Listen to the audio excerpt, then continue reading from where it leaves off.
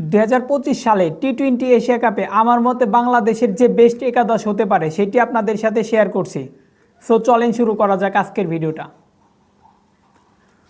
ওপেনিংয়ে থাকছে তানজিদ তামিমের সাথে পারভেজ ইমন, টপ অর্ডারে তাওহিদ হৃদয়, সাথে থাকছে শামীম পাটোয়ারি, জাকির আলী অনিক, প্লাস শেখ মেহেদী। সে ব্যাটিং প্লাস বোলিং দুইটাতে ভালো করে, বিশেষ করে টি-20 ফরম্যাটে। টি-20তে শেখ মেহেদী এখন বাংলাদেশের অটো চয়েস।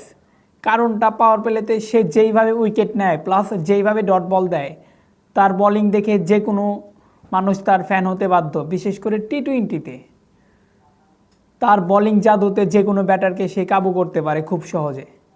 সেই ক্ষেত্রে শেখ মেহেদীকে আমি মেহেদী হাসান মিরাজের জায়গায় রেখেছি একাদশে। মেহেদী হাসান মিরাজ থাকবে মানে 15 সদস্যের স্কোরে। সো এখন পিচ বুঝে মেহেদী হাসান মিরাজ এবং শেখ মেহেদীকে মানে একাদশে রাখা হবে।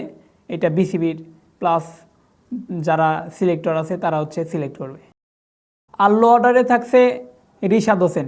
সে বড় বড় শট খেলতে পছন্দ করে, প্লাস তার বোলিং জাদুতে যে কোনো ব্যাটারকে সে কাবু করতে পারে। আর সাথে থাকছে পেস বোলিং ইউনিটের তানজিদ সাকিব। সে একের পর এক নিজেকে প্রুভ করতেছে। তাকে যদি বাংলাদেশ ক্রিকেট বোর্ড বেশি থেকে বেশি সুযোগ দেয় সেক্ষেত্রে সে ভালো একটা অলরাউন্ডার হতে পারবে। আর তাসকিন আহমেদ থাকছে পেস বোলিংয়ে, সাথে থাকছে বাংলার ফিস কাটার মাস্টার, যার কথা না বললেই নয়।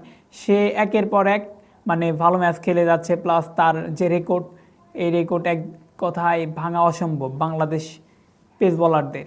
সো আমরা চাবো বাংলাদেশ পেস বোলিংয়ে এইটাই থাক আমার মতে। বন্ধুরা, কেমন লেগেছে এবার টি-20 এশিয়া কাপের বেস্ট একাদশ? আমার মতে আপনাদের মূল্যবান মতামত কমেন্ট করে যান। ধন্যবাদ।